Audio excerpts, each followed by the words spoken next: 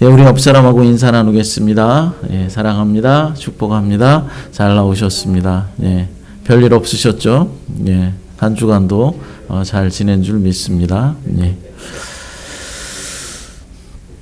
예, 여러분, 이 세상에 수많은 고통들이 있는데 그 수많은 고통 가운데 가장 어려운 고통이 있다면 그것은 어떤 고통이겠습니까? 여러 가지 고통들이 있지만은 가장 어려운 고통은 나 혼자 내버려졌다라는 그런 느낌일 것입니다. 레바논 속담에 이런 속담이 있다고 합니다. 아무리 천국이라 하더라도 그곳에 사랑하는 사람이 없다면은 갈 데가 못 된다라는 속담입니다.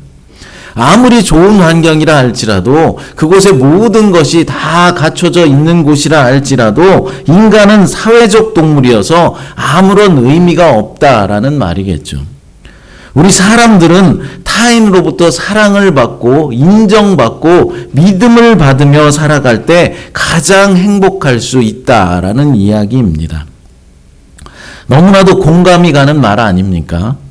저도 힘들고 어려울 때 자녀들을 생각하면서 또 가정을 생각하면서 가족이 있기에 그 어려움을 이겨낼 수 있고 또 인내할 수도 있었습니다. 그런데 내 가장 친한 친구들도 자식들도 심지어 부모님도 내 편이 되어주질 않고 가장 친한 사이라고 생각하는 남편이나 아내도 나를 인정해주지 않는 것 같고 나를 무시하는 것 같은 그런 느낌이 들 때면은 절망 속에 빠질 수밖에 없을 것입니다. 사람이 왜 극단적인 선택을 하는 것일까요? 그것은 이 세상에 그 누구도 의지할 곳이 하나 없고 의지할 데 없고 기댈 곳이 없기 때문에 그럴 것입니다. 힘들고 어려울 때 단 한 명이라도 단 한 사람이라도 내가 의지할 사람이 있고 기댈 곳이 있다면은 그런 극단적인 선택까지는 가지 않게 되는 것이죠. 그래서 교회의 역할이 점점 더 중요해진다라는 것이죠. 여러분, 하나님은 인간을 창조하실 때 혼자 살아가도록 내버려 두지 않으셨습니다. 창세기 1장 28절 읽어보겠습니다. 하나님이 그들에게 복을 주시며 하나님이 그들에게 이르시되 생육하고 번성하여 땅에 충만하라. 아멘. 생육하여 번성하고 함께 땅에 충만하도록 우리 사람들을 지으셨다라는 것이죠. 그러나 죄는 이 같은 창조 원리를 깨뜨리고 자신만을 위해서 살도록 우리를 변질시켜 놓았습니다. 대가족 시대가 지나간 지는 이미 오랜 세월이 흘러갔고 핵가족 시대를 지나서 지금은 1인 가정 시대가 되었습니다. 2022년 그러니까 작년도 대한민국 가정조사에 의하면은 1인 가구의 비율이 무려 31.7%가 된다라는 조사 결과가 나왔습니다. 그러니까 10가정이 있다면 그 중에 3가정 이상은 혼자 사는 집이다라는 것이죠. 여러분, 혼술이라는 말을 혹시 들어본 적이 있습니까? 혼밥이라는 말 들어보셨어요? 혼술이 뭡니까? 혼자서 술 마시는 사람, 혼술. 혼밥은 혼자 혼자 밥을 먹는 것을 혼밥이라고 말하는 것이죠. 근데 여러분, 혼자 술 먹는다라는 것이 잘 이해가 되십니까? 알코올 중독자가 아니고는 혼자 술 먹기가 사실 어렵습니다. 좀 이해가 되지 않는 것이죠. 또 혼자 밥을 먹는 건 어떻습니까? 제가 학생 때 식당에 가서 혼자 밥을 먹으려고 하면은 참으로 부끄러웠습니다. 그런데 지금은 어떻게 됐냐면은 한국이나 일본 같은 데 가보면은 혼자 밥을 먹을 수 있는 그런 칸막이가 쳐져 있고 공간들이 되어 있어서 얼마든지 혼자 가서 밥을 먹을 수 있게끔 시설이 되어 있다라는 것이죠. 이러한 신조어가 생겨났다라는 사실만으로도 얼마나 많은 사람들이 가족과 함께하지 못하고 또 공동체와 함께하지 못하고 혼자만의 시간을 보내고 있다라는 사실을 알 수 있다라는 것이죠. 그러나 여러분, 하나님은 우리를 혼자 버려두지 않으셨습니다. 예수님의 십자가를 통하여서 우리를 한 몸 되게 하셨다라는 것이죠. 주님이 세우신 교회를 통해서 교회에 모인 사람들을 믿음의 가족으로 묶어주시고 서로 사랑하며 돕고 섬기며 수고하며 살아가도록 만드셨다라는 것입니다. 그래서 비록 우리가 실제적으로 혼자 산다라고 할지라도 우리는 이제 혼자가 아닙니다.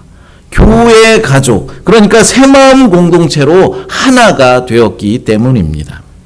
그러므로 교회는 다른 지체들이 지치고 낭망하여서 고통을 겪을 때 달려가서 위로하고 힘을 줌으로써 함께 일어서게 해야 한다라는 것이죠.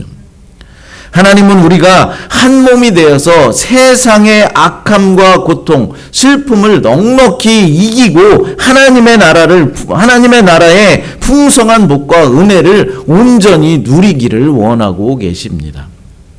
오늘 본문 전도서의 말씀에서도 동일한 이러한 말씀을 하고 있는 것입니다. 다른 사람들과 더불어 살아갈 때 더욱더 행복할 수 있고 이 세상을 살아가는데 힘이 될 수 있다라고 말하면서 공동체의 중요성을 역설하고 있는 것이죠. 특별히 본문은 우리가 공동체를 형성하며 살아갈 때 4가지의 좋은 점이 있다라고 말씀하고 있습니다. 그 첫 번째는 두 사람이 힘을 합해 이 일을 하는 것이 한 사람이 홀로 하는 것보다 더 좋은 결과를 낳는다라고 말씀합니다. 본문 9절 말씀을 읽어보겠습니다. 두 사람이 한 사람보다 나음은 그들이 수고함으로 좋은 상을 얻을 것임이라. 아멘. 이 말씀은 하나님께서 아담을 창조하시고 나서 하신 말씀을 생각나게 해줍니다. 어떤 말씀인가요? 창세기 2장 18절 말씀입니다. 여호와 하나님이 이르시되 사람이 혼자 사는 것이 좋지 아니하니 내가 그를 위하여 돕는 배필을 지으리라 하시니라. 아멘. 여러분, 두 사람이 함께 일하면은 각자 홀로 따로 일하는 것보다도 훨씬 더 능률이 오르고 더 많은 일을 할 수 있는 것입니다. 두 사람이 함께 힘을 합해서 일을 하면은 시너지 효과가 일어나서 여러 사람의 몫을 해낼 수 있기 때문입니다. 우리나라 속담에도 이런 속담이 있지 않습니까? 백지장도 맞들면 낫다라는 속담입니다. 실제로도 온 가족 식구들은 다 편안히 쉬고 있는데 나 혼자서 산더미 같은 그런 설거지를 할 때나 또 온 집안을 혼자 청소할 때면 어떻습니까? 화가 자꾸 치밀어 오르려고 합니다. 사실 어린 자녀들이 설거지를 도와준다거나 청소하는 것을 도와준다고 나서는 것이 오히려 더 방해가 될 때도 있는 것이 사실이죠. 하지만 그 많은 설거지를 하고 있을 때 옆에 와서 말동무라도 해준 거나 청소를 하고 있을 때 청소기 줄이라도 잡아주고 또 바닥에 떨어져 있는 물건이라도 치워주면 훨씬 더 일하기가 쉬워진다라는 것이죠. 아무것도 안 하고 그냥 옆에 와서 가만히 있어주기만 해도 힘이 될 때가 있다라는 것입니다. 교회 일을 할 때도 마찬가지라는 것이죠. 나 혼자 나와서 교회 일을 하는 것도 어려운 일이겠지만은 사실 왜 내가 이런 일을 혼자서 해야 하나? 우리 교회에 권사님들도 있고 집사님도 있고 청년들도 있는데 왜 내가 혼자 이 짓을 해야 하나 하면서 이런 생각이 들면서 하나님의 일을 하면서도 덕이 되지 못하고 또 짜증이 날 때가 있다라는 것이죠. 그럴 때 누구라도 함께 나와서 옆에 있어주고 이야기를 나누면은 훨씬 더 교회 일이 즐겁고 능률도 오르게 된다라는 것입니다. 그래서 교회 일을 할 때는 반드시 여러 사람이 함께 하는 것이 좋은 것이죠. 비록 교회에 나와봐야 내가 뭐 할 일이 있겠나 이렇게 생각하겠지만은 그냥 옆에 있어주기만 해도 또 커피라도 타서 대접해주기만 해도 힘을 실어준다면은 하나님의 일을 하는데 우리가 더 기쁨으로 또 즐거움으로 일할 수 있게 되는 것입니다. 둘째로 둘이 함께 일하거나 길을 가다가 하나가 넘어지면은 다른 사람이 그를 붙들어 일으켜 줄 수 있다라고 말씀하고 있습니다. 본문 10절 말씀 읽어보겠습니다. 혹시 그들이 넘어지면 하나가 그 동물을 붙들어 일으키려니와 홀로 있어 넘어지고 붙들어 일으킬 자가 없는 자에게는 화가 있으리라. 아멘. 여러분, 둘이 함께 길을 가다가 한 사람이 이제 넘어지면은 일으켜줄 사람이 있어서 괜찮은데 혼자 가다가 넘어지면 어떻습니까? 일으켜줄 사람이 없어서 화를 당할 수도 있다라고 말씀하는 것입니다. 이 말씀은 가끔 뉴스에서 들을 수 있는 이야기를 떠오르게 합니다. 어떤 이야기입니까? 아무도 돌봐줄 사람이 없이 홀로 살아가다가 고독사 당하는 노인들의 이야기입니다. 혼자 외롭게 살다가 갑자기 몸이 아파서 쓰러졌을 때 주변에 누가 있다면은 이제 빨리 병원으로 옮길 수 있는데 아무도 없기 때문에 몇 주가 지나서 발견이 되거나 몇 달이 지나서 발견되는 경우들을 종종 뉴스에서 우리가 볼 수 있는 것이죠. 그래서 연세가 드신 어르신들은 될 수 있으면 혼자 사는 것이 좋지가 않습니다. 어쩔 수 없이 혼자 살아갈 수밖에 없는 상황이라면은 자녀들이나 또 돌보는 사람들이 있어서 아침 저녁으로 전화를 좀 해주고 또 자주 찾아가서 뵈야 한다라는 것이죠. 또한 이 말씀에서 넘어지면 붙들어 일으킬 자가 있어야 한다라는 이 말씀은 어떤 목표를 가지고 함께 열심히 일을 하다가 한 사람이 낙심을 하게 되거나 시험에 빠지면 다른 사람이 이제 위로해주고 격려해줘서 다시 일에 정진할 수 있도록 세워줄 수가 있는데 혼자 일을 하다가 이제 추진력이 떨어지거나 힘이 빠지면은 격려해주고 다시 일으켜줄 사람이 없어서 목표를 이루지 못하고 망하게 된다라고 말하는 것입니다.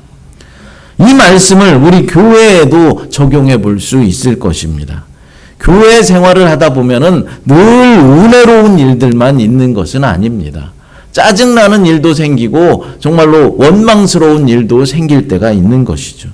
마귀 사탄은 우리를 늘 공격해서 은혜가 떨어지게 만들고 우리를 시험에 빠지게 만들어 버립니다. 그래서 어떤 사람이 시험에 빠졌을 때, 어떤 집사님이 시험에 빠졌을 때 함께 신앙생활을 하던 공동체가 시험에 빠진 사람을 그 시험에서 건져줄 수 있어야 하고 다시 세워줄 수 있어야 한다라는 것이죠. 어떻게 시험에서 건져줄 수 있겠습니까? 먼저는 시험에 빠진 사람에 대해서 합심하여서 늘 기도하는 것입니다. 하나님께 간절히 기도드리는 것이죠. 하나님은 왜 우리에게 기도하라고 하십니까? 동료를 위해서 중보 기도하게 하기 위해서입니다. 하나님, 사랑하는 누구누구 집사님이 지금 시험에 빠져서 넘어졌습니다. 지금까지 함께 잘 믿음 생활을 해왔는데 여기서 넘어지면 안 되지 않습니까? 하나님 불쌍히 여겨주시고 긍휼을 베풀어 주시옵소서. 그래서 다시 회복되게 하시고 마귀 사탄의 시험을 이기고 승리할 수 있도록 하나님 도와주시옵소서. 이렇게 간절히 시험에 빠진 자를 위해서 기도해야 한다라는 것이죠. 다음으로 어떻게 해야 합니까? 다음으로는 말씀으로 권면해 주어야 합니다. 어떤 부분에서 시험에 들고 시험에 빠졌는지 잘 파악해서 그 사람에게 맞는 말씀을 전해 주어야 한다라는 것이죠. 어떤 사람들은 권면하라고 하면은 자꾸 그 사람을 꾸짖고 잘못을 꼬집어내려고 하는 사람이 있습니다. 집사님이 잘못했어. 그렇게 하면 안 돼. 그러니까 빨리 회개해. 이런 식으로 혼내고 자꾸 꾸짖고 잘못만 집어내면 안 된다라는 것이죠. 꾸짖는 것은 별 도움이 되지 못하는 것입니다. 정확한 하나님의 말씀을 가지고 순화된 말로 이야기했을 때 자신 스스로가 내가 이렇게 오해하고 있었구나, 내가 잘못 판단하고 있었구나 라는 것을 깨닫게 되는 것입니다. 순전한 말로 하나님의 말씀으로 이야기해도 안 들으면 그럼 어떻게 해야 하겠습니까? 그런 분은 어쩔 수 없는 일입니다. 스스로 깨달을 수 있도록 시간을 더 주어야 하고 계속해서 우리 교회에 악영향을 끼치는 사람이 있다면 어쩔 수 없이 그 사람은 출교 조치해야 하는 것이죠. 마태복음 18장 15절부터 17절 말씀 읽어보겠습니다. 내 형제가 죄를 범하거든 가서 너와 그 사람과만 상대하여 권고하라. 만일 들으면 내가 내 형제를 얻을 것이요 만일 듣지 않거든 한두 사람을 데리고 가서 두세 증인의 입으로 말마다 확증하게 하라. 만일 그들의 말도 듣지 않거든 교회의 말하고 교회의 말도 듣지 않거든 이방인과 세리와 같이 여기라. 아멘. 출교 조치에 대한 성경적 근거의 말씀입니다. 처음에는 어떻게 하라고 합니까? 혼자 가서 권고하라라고 말하죠. 근데 그 말을 듣지 않으면은 한두 사람을 데리고 가서 다시 말하고, 그 말도 듣지 않으면 교회가 말하게 합니다. 교회가 말해도 듣지 않을 때는 어떻게 하라고 합니까? 이방인과 세리같이 여기라라고 말하는데, 이것은 출교 조치하라, 교회에서 쫓아내라 라는 말씀입니다.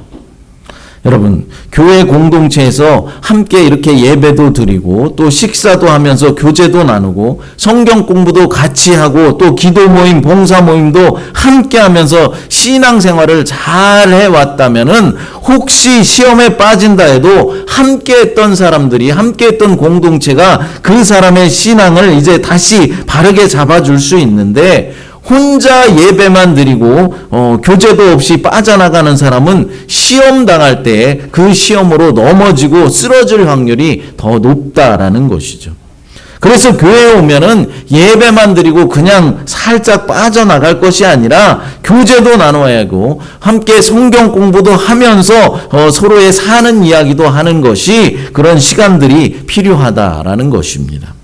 그래야 서로 도울 수 있는 기회도 생기고 보호받을 수 있게 되어서 삶을 더 쉽고 아름답게 살아갈 수 있게 되는 것이죠.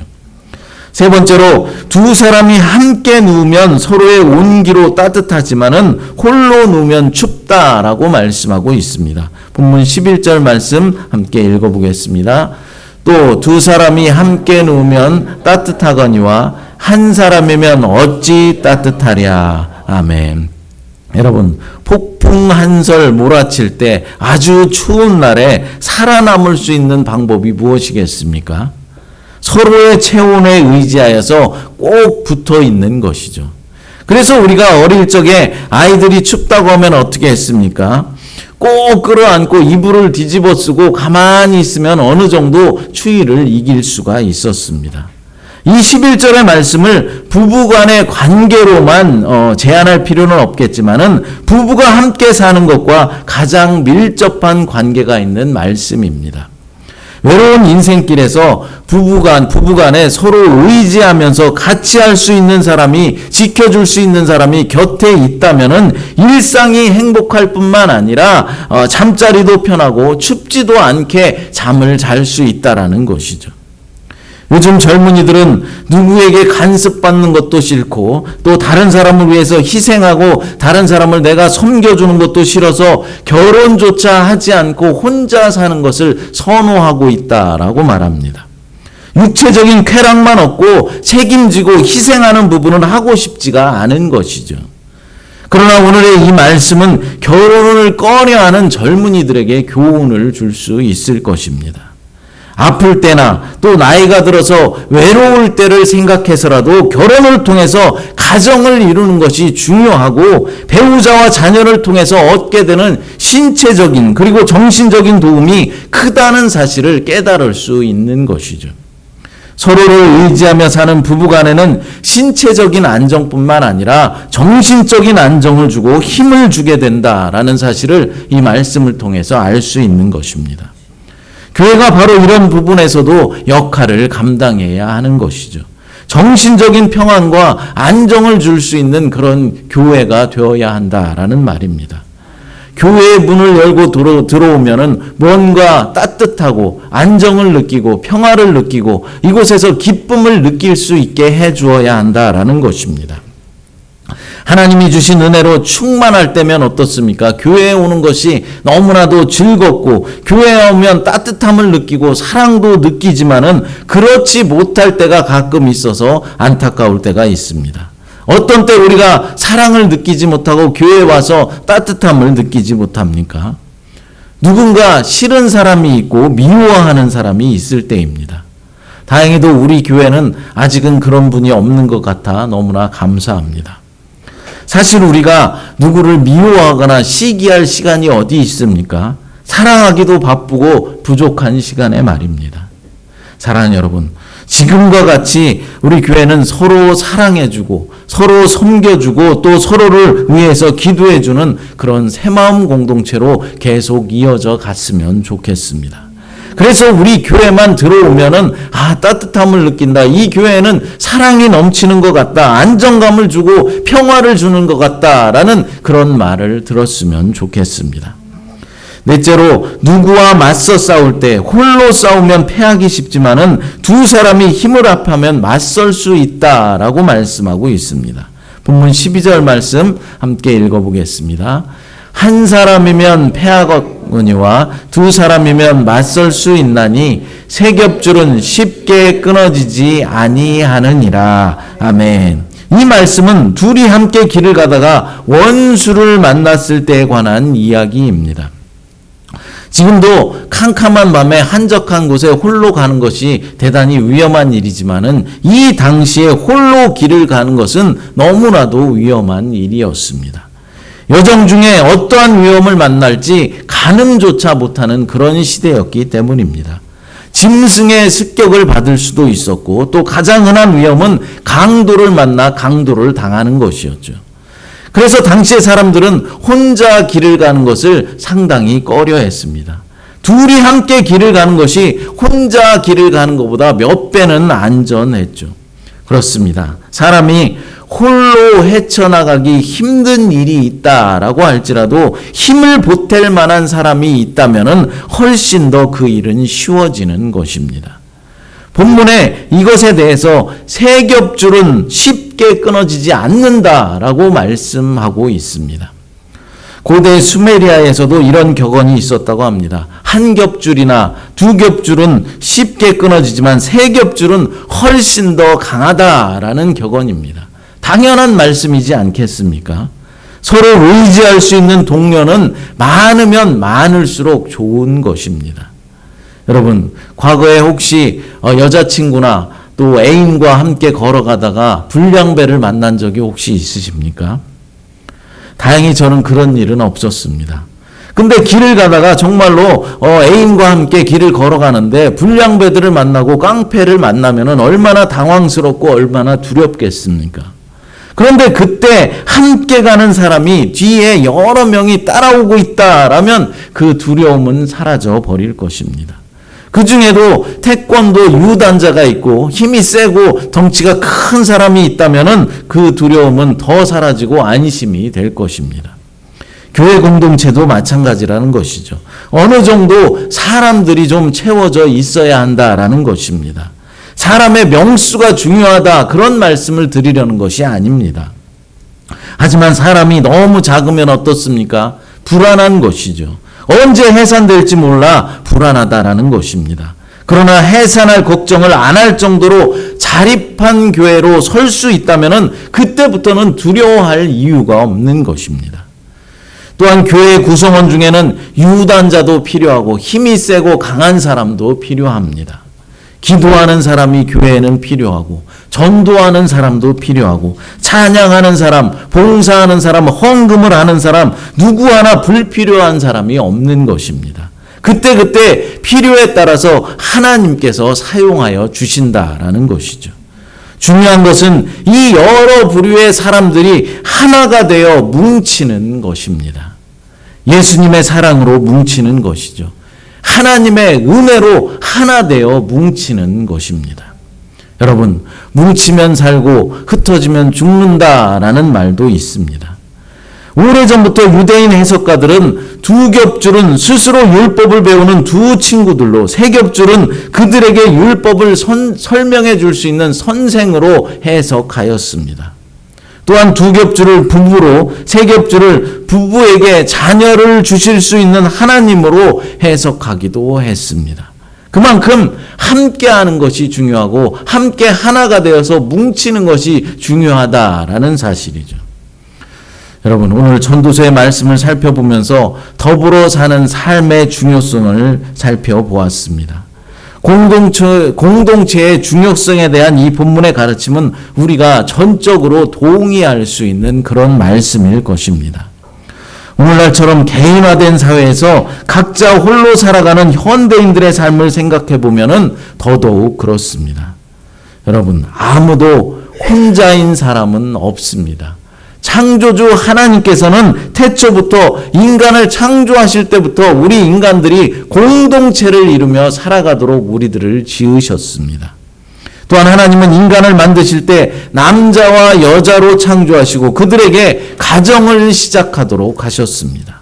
더 나아가서 교회 공동체를 만들어 주셨다라는 것이죠. 이 교회 공동체는 하나님이 이 땅에 세우신 은혜의 공동체요, 주님의 공동체입니다. 우리는 이 사실을 잘 깨달아서 서로 연합하고 서로 세워주며 온 길을 함께 나눌 수 있어야 하고 서로 힘을 합하여 우리의 대적 마귀 사탄과 싸울 뿐만 아니라 예수님의 몸된 교회를 더욱더 경건하고 거룩한 교회로 세워갔으면 좋겠습니다. 새해에는 우리 새마음 공동체가 주님의 주신 말씀으로 하나가 되어서 더욱더 든든히 세워져가는 그런 공동체가 되었으면 좋겠습니다. 이 시간 함께 은혜로다라는 찬양 부르시고, 하나님 아버지 감사합니다. 새해 두 번째 주일로 주님 앞에 영광 돌리게 하시니 감사합니다.